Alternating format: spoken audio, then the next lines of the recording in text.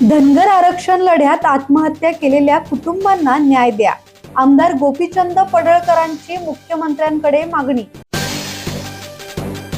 धनगर समाजाच्या आरक्षण लढ्यात आत्महत्या केलेल्या पीडित कुटुंबांना न्याय देण्यात यावा अशी मागणी आमदार गोपीचंद पडळकर यांनी मुख्यमंत्री देवेंद्र फडणवीस यांच्याकडे निवेदनाद्वारे केली आहे.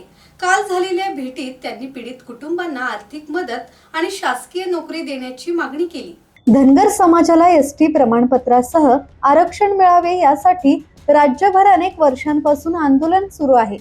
या आंदोलनाच्या पार्श्वभूमीवर गोपीनाथ दांगोडे, योगेश चौरे आणि ज्ञानदेव कोल्हे या 3 युवकांनी आत्महत्या केली. त्यांच्या निधनामुळे संबंधित कुटुंबावर गंभीर आर्थिक संकट ओढवले आहे. या 3ही कुटुंबांना मुख्यमंत्री सहाय्यता निधीतून प्रत्येकी 25 लाख रुपयांची आर्थिक मदत देण्यात यावी. तसेच कुटुंबातील एका सदस्याला शासकीय नोकरीत सामावून घ्यावे अशी मागणी आमदार पडळकर यांनी केली. यावेळी आमदार बाबासाहेब देशमुख उपस्थित होते.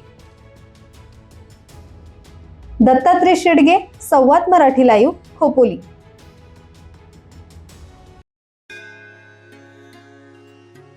श्री गणपती संस्थान महड, तालुका खालापूर, जिल्हा रायगड.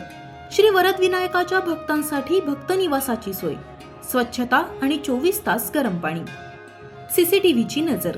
आगाऊ नोंदणीसाठी संपर्क करा 02192 26 69 12 72 76 47 38 54.